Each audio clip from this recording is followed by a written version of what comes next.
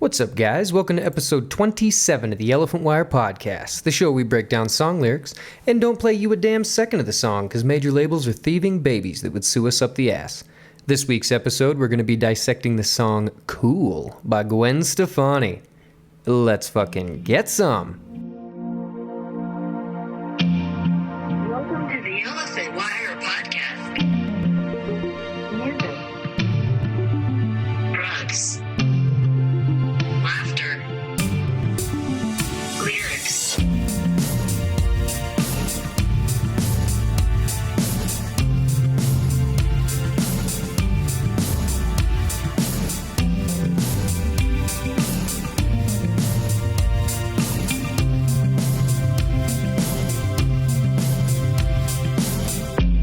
Welcome one and all to another episode of the Elephant Wire Podcast. If you listened to last episode, toward the end I was talking about how this episode was going to be another episode with Dirty Hippie Kyle. And that was the plan all along, actually, was that the way the schedule was set up this year, we were going to have Dirty Hippie Kyle on for episode 27, and next episode was going to be Gwen Stefani Cool. However, I managed to get in touch with Kyle, and he actually had hockey practice, so he was not able to record. I shit you not, that was the reason that I was given. Fair enough. So keep on the lookout on the Instagram. There might be some footage of Dirty Hippie Kyle slapping some puck. It might be a thing coming around. But all we do is we just flip-flop a couple episodes. We got Gwen Stefani Cool this week. Next week will be a very fun episode with Dirty Hippie Kyle. Be very excited about that. But all that said, let's get into the song today. Cool. We got Gwen Stefani, one of the most influential female artists in the last 30 years. Like I would put her up there with Madonna any day of the week. Honestly. And yes, I'm opening a tea because I am hungover and I'm parched. And I should have drank this before I started recording. However, I'm a big, dumb, stupid idiot. But yeah, like I said, I would put Gwen Stefani up there with Madonna any day of the week. Her voice, the way she carries herself, the fact that she is a pop icon, just everything that comes into it. Gwen Stefani is the realness, and we'll get into a few of her nicknames here in a minute. But let's get a little more background. Gwen Renee Stefani was born in 1969 in Fullerton, California. She ended up growing up, though, however, in Anaheim, California. Her parents were very big folk music fans. And, one thing I was reading, they exposed her to a lot of, like, Bob Dylan when she was growing up. She comes from a very musical family, a very creative family. She is one of the co-founders. She was the lead vocalist and one of the primary songwriters of the band No Doubt, which is where she started her musical career. However, today we're going to focus more on her solo career. However, the way that she ended up in No Doubt was that she joined her brother's band in 1986 as the lead singer. Her brother was already in the band as the keyboard player. His name is Eric Stefani. He's a musician. He's a composer. He's a writer. He's an animator. He's obviously, not obviously, but he's more than likely most well known for being the keyboard player in No Doubt. However, he was also, for a little bit of time, he was an animator on The Simpsons and Ren and Stimpy. Very creative. That's what I say. She comes from a very creative family, very musical, very, very artsy family. So they definitely set up for success as she went forward in her career. But Gwen, from now on, whenever I say Stefani, just so we're not confused, we've now talked about Eric, her brother. We're no longer going to be talking about him a whole lot. Well, now just anytime I say Stefani, I'm talking about Gwen. But she, in the majority of like the early days of her career, she's trying to maybe find her own identity, or maybe as other people are trying to label her, or trying to figure out what hole her peg fits into, however you want to say it. She actually being in the band that she was in, being in a ska punk band, she actually rejected a lot of like the aggressive, female grunge artist that was very big at that time, whether it be, like the band Garbage, or whether, there's the list of examples can go on and on. Gwen was always much more on the side that she kind of modeled the way she carried herself after, like Debbie Harry, who's the lead singer of Blondie.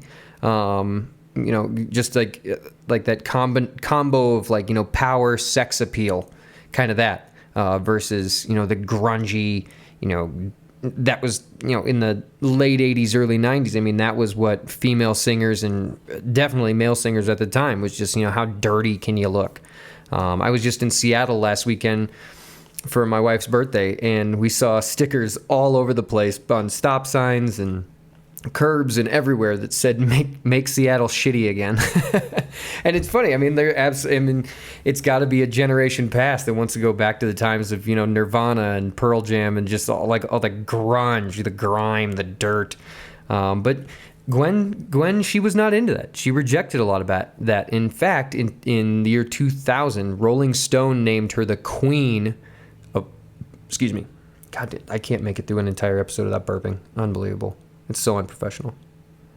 But maybe for what we're going for, maybe it's right on par. But anyway, in the year 2000, Rolling Stone named her the Queen of Pop. Now, being the I guess technically it was the Queen of Confessional Pop. However, we can leave that confessional out of there. That doesn't really, she's not sitting on the dashboard. But that is quite the title to be carrying. Absolutely. And as No Doubt's career and as their discography went along, they kind of became more and more pop, which I don't fault them, honestly. And because of a lot of the statements that I make on this podcast, that might sound a little sacrilegious, but look where they were trying to get. Right? They weren't trying to make just ska music that was real to them, and it was just the music that they wanted to play. That wasn't their MO from the very beginning. They were a business, and businesses make money, and so you follow the money. And they were really, really fucking good at it. They were really good at it, and so that's why as their career went along, I mean, another example of this a great example of this would be Fall Out Boy, who in the very early days of their career, they were just some cats from Chicago that just wanted to make punk tunes. And then as the years went on, they realized, okay, so we're a little bit more than just a punk band from Chicago. We're now this entity. And what does this entity need to become so we can remain profitable? And like I said, these statements might sound a little sacrilegious as far as other things that I say on this podcast. However, whenever we're talking about someone, in this vein, let's just keep it for exactly what we're talking about right now. And it's Gwen Stefani as the lead singer of No Doubt. No Doubt in their early days, yeah, they probably sat around, we're going to be a ska band and we're not going to sell out. However, as you get older and you realize, oh my God, like we want to keep this going. We have a really good thing on our hands. We're really profitable. So you continue with that. And yes, you have to put your own personal convictions aside to be able to do that. So there's something to be said about that as well. But for what they were doing, they were really fucking good at it. And that's why as their career went on, they became more and more poppy. And they were very, very profitable. It worked. I mean, throughout her career as a solo artist, she was incredibly successful. She's won several awards. She's got a Grammy. She's got 4 MTV Music Video Awards or Video Music Awards. She's got an AMA. She's got a Brit Award. She's got 2 Billboard Awards. She's been very, very popular as her careers went on and very, very successful. A lot of accolades tied to her name. When she was with No Doubt won 2 Grammys.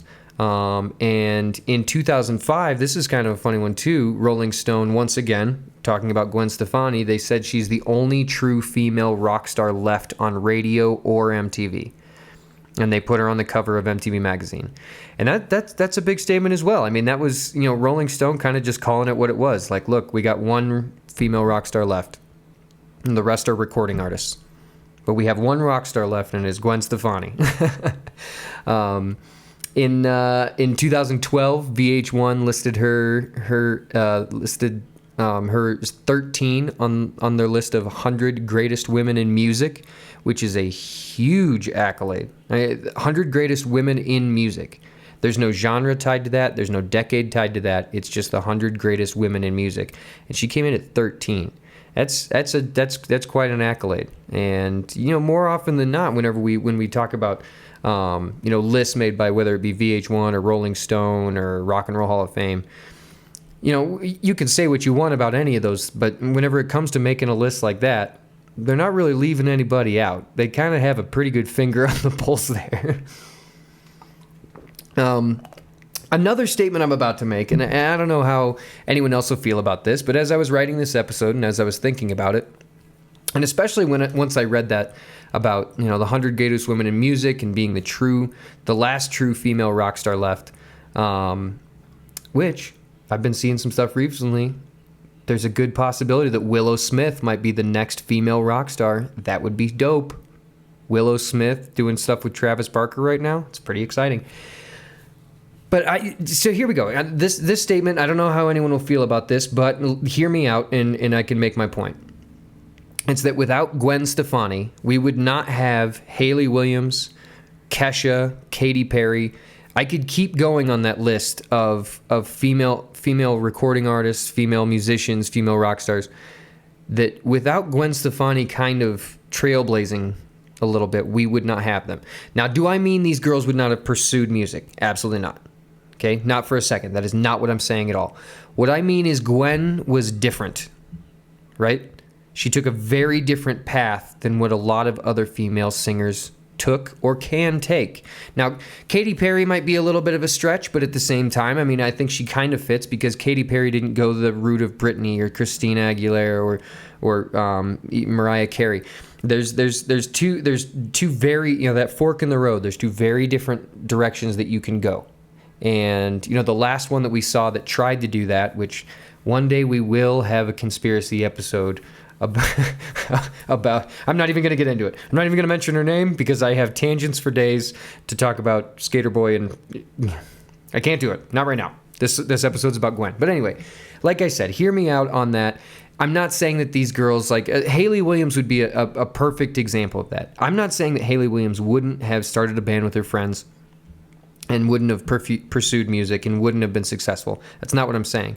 What I'm saying is Gwen Stefani paved the way for a lot of girls like her to be the person that they were. She took a lot of the brunt of what those girls then could now just, I'm going to go that direction. She was the trailblazer in that. And that's super cool. And it would be really interesting to see what girls like that, like Hayley Williams, like Kesha, what girls like that would say about Gwen Stefani. Obviously, they would list her most likely as an influence. But as far as more on a more personal level, how they would go about that.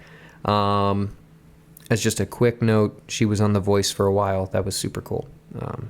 Gwen Stefani's team on The Voice. She might still be on it. I don't really care. Moving on. The album that we're talking about today, that our song comes off of, it was her debut solo album. I remember when I was a kid, having no idea, because this album came out in 2004. So I wasn't a kid, I guess. I was in high school. But I remember not really having any idea who Gwen Stefani actually was. It wasn't the music I was listening to at the time. I didn't really care.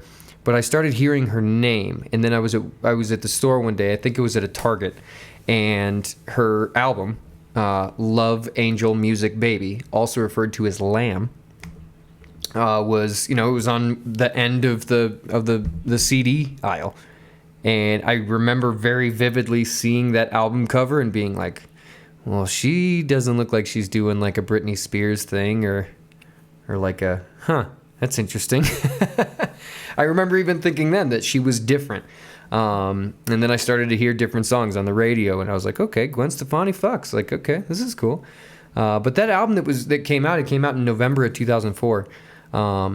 She collabed with a lot of different people. Tony Kanal, which his name's going to come up a lot because our song today is about him, the bass player of No Doubt. She had Linda Perry on there, Andre 3000, the Neptunes, New Order. She had a lot of people on that album collabing with her. And like I said, I mean, the album more often than not is referred to as Lamb, which if I remember correctly, that is the name of her clothing brand as well, I think. This is now 2 episodes in a row. Last episode we have Kuko with his clothing brand. Now we got Gwen Stefani with her clothing brand. How about that? Fashionistas out there taking notes. But the album, whenever it came out US Billboard 200. It came in at number 7 for that year, and she ended up selling 309,000 copies in the first week. It's pretty fucking righteous. It's a lot of albums in the first week. The first single that came off that album was What Are You Waiting For? And it debuted at the top of the singles charts, and it charted at number 47 on the US Billboard Hot 100. And then it reached the top 10 on pretty much every other chart. But the song from our album that we're talking about today is track 4 of 13 off the album Love, Angel, Music, Baby. There it is. Lamb. Love, Angel, Music, Baby. It is track 4 of 13. It comes in at 3 minutes, 9 seconds. And one of the first things that I noticed about this song is that there's actually not a lot of harmonies. It's just Gwen telling a story. Just telling a story. It's just her and a microphone and her voice and what she has to say. And honestly, as you're listening to it as well, there's very little pitch correction. I mean, as far as, a lot of other songs on that album, a lot of very big hits that came off of that album. Cool is a song that, a lot of people know and a lot of people are very familiar with, but it is a very different song from the rest of the album. Incredibly different. And like I said, I mean, you can even tell, like, there's very little pitch correction on her voice in the song as well. It definitely stands out from the rest of the album. Cool is a song about being broken up and having come to peaceful terms about the relationship that you were in. And you're just, you reach that point where you're just happy for each other, that you found happiness in other relationships. I mean, that's one thing I remember way back in season 1, whenever we did the episode Chance the Rapper's Same Drugs, where we had quite a conversation about running into someone that you used to date and you don't want to hate them because there's a reason you were with them there was a reason you were with them for a time. You enjoyed their company. And you cared for them.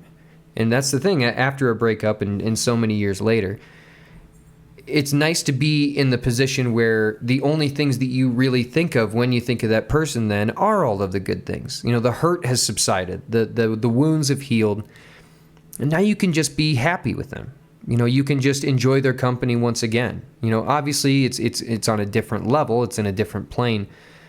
But the song we're talking about today, it takes us through a lot of the memories that they shared as a couple together, and it talks about a lot of how they're able to look back on all those good times they had. And this song was the 4th single released. It was the single that came out in July 5th, 2005. It was the song they were really pitching on the radio. And Gwen is actually referring to her ex-boyfriend, Tony Kanal, she was in No Doubt with.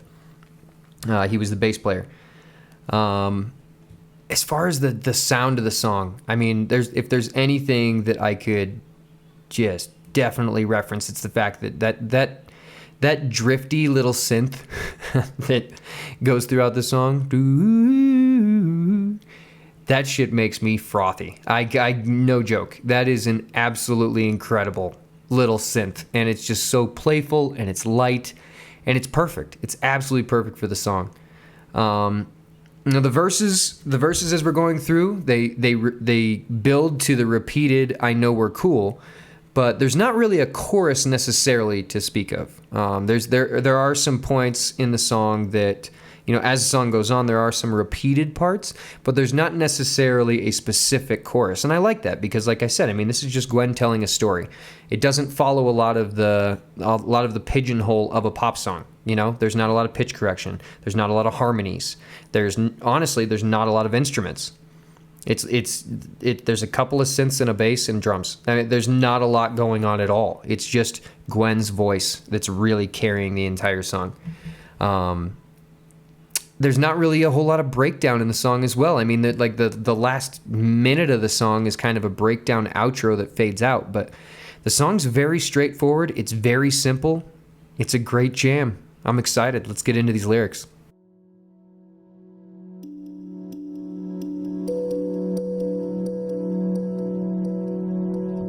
It's hard to remember how it felt before. Now I've found the love of my life. Passes, things get more comfortable. Everything is going right. And after all the obstacles, it's good to see you now with someone else. And it's such a miracle that you and me are still good friends. And after all that we've been through, I know we're cool. We used to think it was impossible. And now you call me by my new last name. Memories seem like so long ago. Time always kills the pain. Remember Harbor Boulevard, the dreaming days where the mess was made? Look how all the kids have grown. We've changed, but we're still the same. And after all that we've been through, I know we're cool. Yeah, I know we're cool. And I'll be happy for you if you can be happy for me. Circles and triangles. And now we're hanging out with your new girlfriend. So far from where we've been, I know we're cool. Me and you.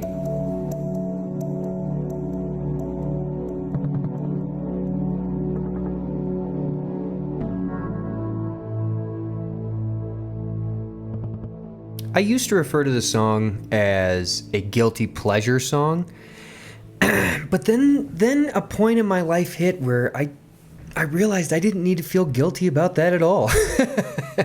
I fucking love this jam. In fact, there's been times where like I just got the Spotify on shuffle, just seeing what comes up. I didn't feel like picking some music. I just wanted, just all right, let's see what comes on. And I'll get like, 2 metal songs right in a row, maybe an old punk song, and then I'll get Cool by Gwen Stefani. And then it goes right back to something else. I just fucking love this song. It's fantastic. Well, let's get into it, man. Let's get into this. Let's see what's going on. It's hard to remember how it felt before. She knows that there was a time when she was in love, and there was a very wonderful feeling. But it was very long ago that it almost doesn't even feel relevant anymore. And she could also be referring to how hurt she was when everything went down. When everything went south with her and Tony. It's hard to remember how hurt I was. I could think of that. I can remember one of the first girls that dumped me. I remember when someone finally looked me in the eye and they were like, dude, you're not getting back together. I was at work and I was like, can you excuse me for a minute? And I went in the back room and just like crashed on the floor and just laid there like, And after 10 minutes, I started to feel a little better, but like next week and then it was a month and then it was like 6 months and then it was a year, and now it's been like fucking 12 years. And it's hard to remember how it felt before. I remember being really hurt, but I don't remember really what it felt like. It was a really long time ago. It's almost like, when you broke your arm, like, oh yeah, that shit hurt. Well, what did it feel like? I just remember that it hurt really bad. I don't really remember. That's kind of what she's referencing here. And she immediately follows it up with a statement, now I've found the love of my life. So at this time, in this stage, whenever she wrote this song, she was married to a man by the name of Gavin Rossdale, the lead singer of the band Bush, which, that is what it is. Love of her life. Moving on. Now, she skips the word time. Just the way that the verses are written. This is one of the points where she skips a word and it's almost just applied because she goes right to passes, things get more comfortable, everything is going right. The word time is implied there. Time passes, things get more comfortable, everything is going right. When you break up with someone or a divorce, like in this case, obviously you hope for the best case scenario. Obviously you hope that the day will come when you can enjoy each other's company again or you can at the very least be cordial, right? And so in her words, when she's saying here, things get more comfortable, everything is going right. Like, okay, cool. We actually were able to do it. Like we were able to be friends after this was all said and done, because that's a lot harder than it actually, like just saying it like, well, can we still be friends? Like that's a huge, come on. That's a tough one. Just let it happen. If it happens, fantastic, because that's what you want. But if it doesn't end up happening, well, it doesn't always happen. But she keeps going. After all the obstacles, it's good to see you now with someone else. This is actually rather sweet, and it shows an insane amount of maturity. You know, because like I was saying a minute ago, there's a reason that we date the people we date, or there's a reason that we marry the people that we marry. It's because we really enjoy their company, and we want to be part of the recipe of their happiness. Now, there are times like in this where it doesn't end up working out. Maybe, you met each other at the wrong time, or your interests change, whatever the reason may be. And you go your separate ways. At its base level, if you're really honest with yourself and you're really and you have the ability to be mature about the situation, you really do just want that person to be happy. And if they find someone that does bring them that happiness, well, how could you not be happy for them? I mean, like I said, this is really sweet of her to say, and it shows an insane amount of maturity. And as the song keeps going on, it sounds like this is very mutual. Both Tony and Gwen were being very cordial with each other and being very sweet and very kind to each other, understanding that, like, look, we could make this more difficult for each other, or we could just be adults. That would just be so much easier. But because her very next statement that she makes here is, and it's such a miracle that you and me are still good friends. She understands that what she has on her plate. She understands how much of a unicorn situation that they're in. Because she says, after all that we've been through, I know we're cool. I mean, she understands that after everything that went down between them, all the things that were said, all the things out of anger or spite or fuck you, it's a miracle that they're still good friends after everything that they've been through.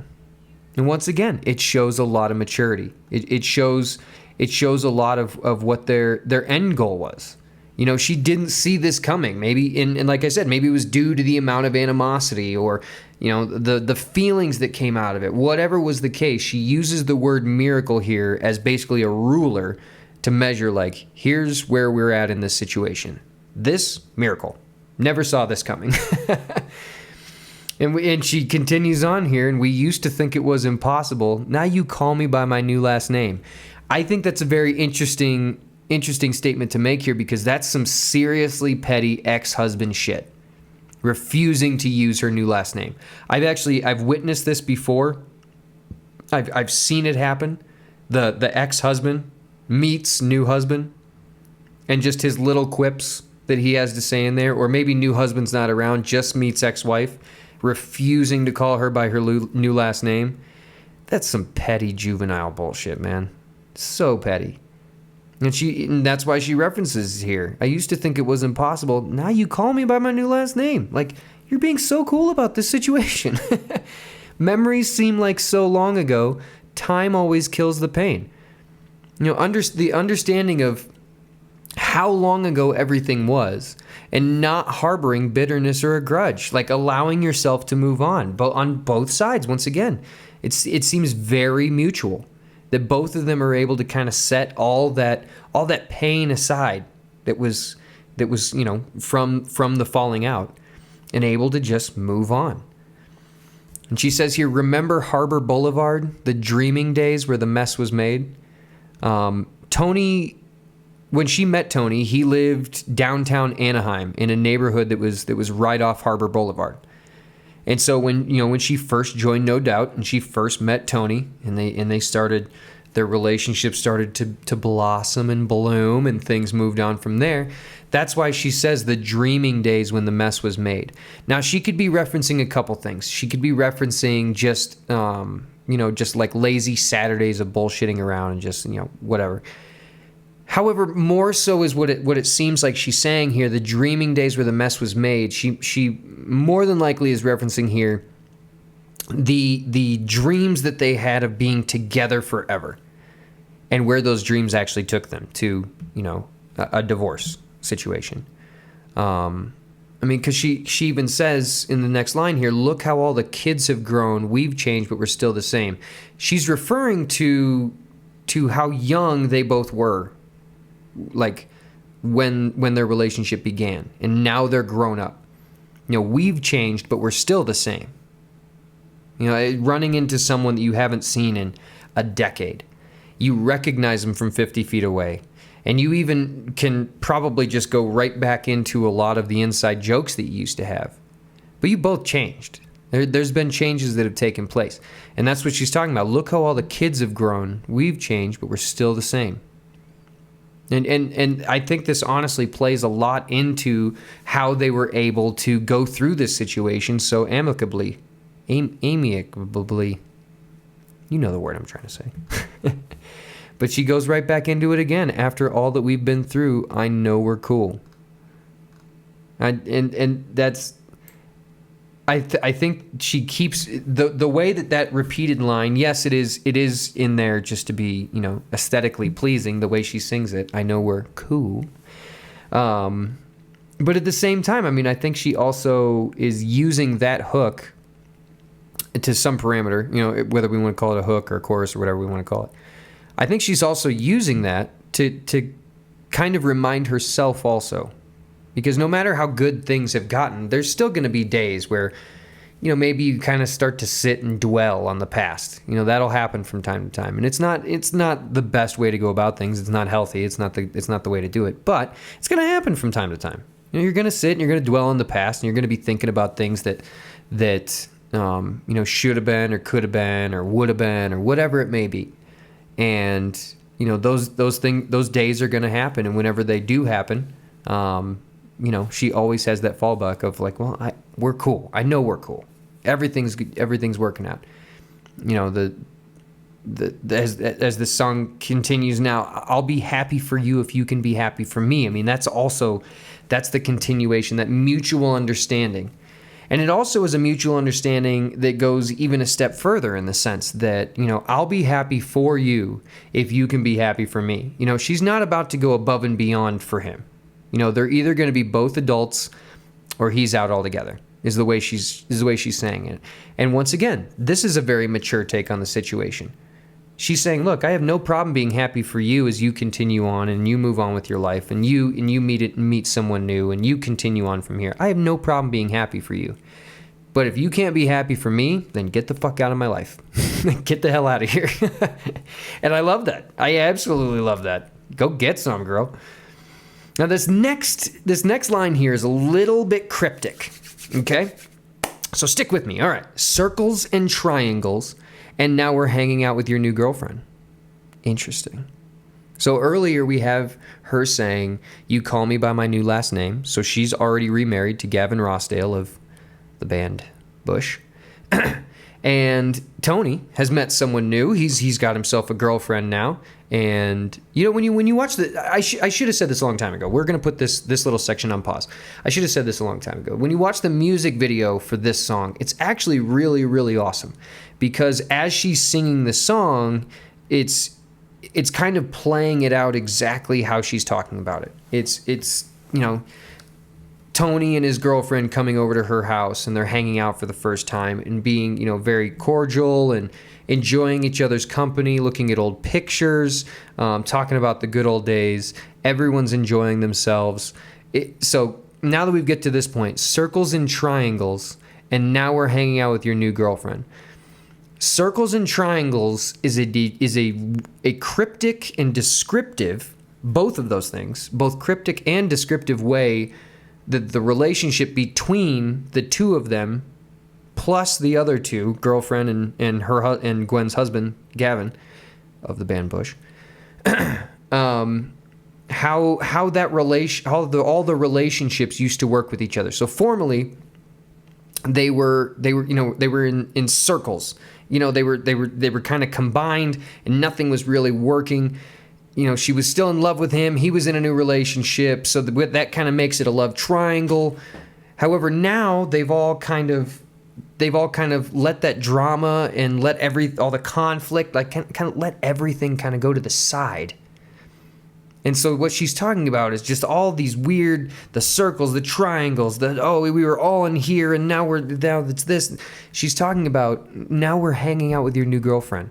All of that shit that we just went through. And the very next line she says, so far from where we've been, I know we're cool, me and you. She understands how much work and how much of a process this has been because, well, one, she was right in the middle of it. She was right in the middle of all that work. But once again, she knows that everything is okay. She knows they're cool. Me and you.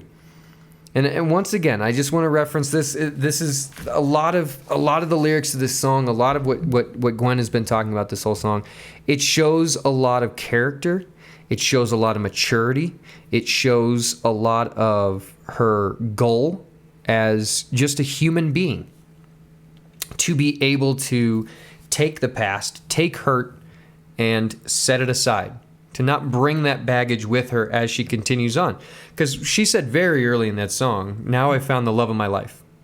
So she doesn't need to be dwelling on the past anymore. She's met the love of her life. She's found someone that, like, this is the person I was actually looking for the whole time.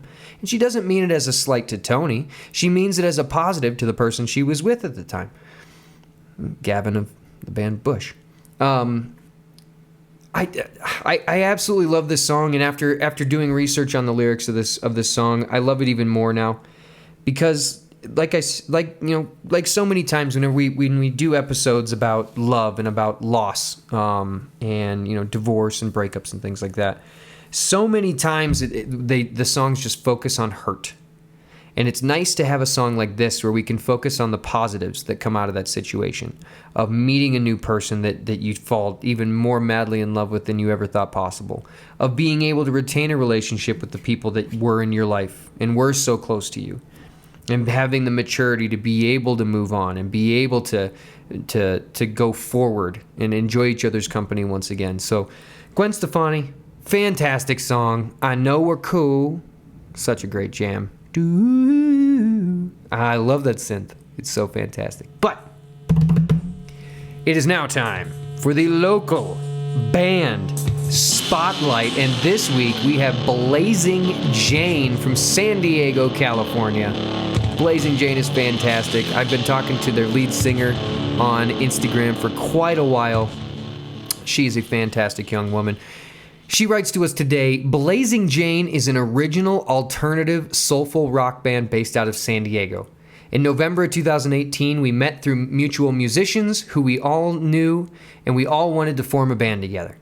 We released our first album in January of 2020, and it is available on all major platforms. Some of our most popular songs are Waterfalls, What About My Hurt, and Fool's Gold, which is featured on San Diego's rock station 91X. When I lived in San Diego, we'd play that at the brewery every now and again. It's a good station. Good times. I'm sure I've heard them before on there because I was working there during that time. Our style is influenced by Pink Floyd, Amy Winehouse, Red Hot Chili Peppers, Sam Cooke, The Who, and many more. We have played some more memorable venues in San Diego, such as the Casbah, the Holding Company, and Winston's down in OB. Great venue down there. We've spent a lot of time writing our second album during COVID. Not being able to play live over the past year has been difficult for us, but we were able to put our creative juices to work and started writing our second album. We plan to start recording this summer and release it in the winter of 2021. You can find our music on Spotify and find us on Instagram at Blazing Jane Band. Blazing Jane, thank you very much. We will also, whenever we post this, we'll be tagging the lead singer as well. I believe her handle is Music by Lissa, if I remember correctly. I hope I didn't just fuck that up. But fantastic band. We're going to put one of their songs. More than likely, I think we're going to end up adding... I think it was Waterfalls. Maybe it was Fool's Gold. I think Fool's Gold is the song that we've added to the running Spotify playlist, Local Bands That Don't Suck. Blazing Jane, thank you so much for being on the podcast today and being the local band shout out. We're going to have them on our Instagram feed all week. We'll be posting shit about them on Facebook and all sorts of other places, so keep a lookout for them. Support local music, friends. We just had yet another story about how difficult COVID was on a local band. It was tough on everybody, but things are getting better. We got some vaccines out there. People are getting back out in the wild. Masks are off for the people that got a vaccine. If you don't have a vaccine, you're a dumbass. Go fucking get pricked by it. You just had a prick for 4 years that you supported. Why can't you get a prick in your arm? Support local music, guys. If we all get vaccinated, we can get back in the venues and start moshing with the kids, getting back at it, dancing. Oh, goddamn. I'm getting all excited. Support local music, and if you like what we do here at the Elephant Wire Podcast and you'd like to support us as well, you can head to anchor.fm/the Elephant Wire Podcast, and you can support us there monthly. If you want to support us another way and you want like a cool t-shirt or a sticker, you can go to theelephantwire.com and head over to our store. You can even make a one-time donation to us. That would be super dope. I promise that we will buy drugs and alcohol with it. We will not put a dime toward this podcast. That is exactly what will happen. I promise you that. I can make you that promise. Yes. I might get an oil change with it, but probably it's going to be drugs and alcohol. Well, that's all we got today, friends. Gwen Stefani, cool. It was a fantastic time. I had a blast. I hope you guys did too. We'll see you guys next week with Dirty Hippie Kyle. It's going to be a fun one. I'm going to have him in the studio. We're going to have a wheel of drugs that we're going to spin and see what's going on. And we're definitely going to be drinking some beers, and we'll probably smoke some pot as well. It's going to be fun. But anyway, that's all we got time for today. Fuck the man. Hail Satan. Hug your mom. We'll catch you guys next week. Peace.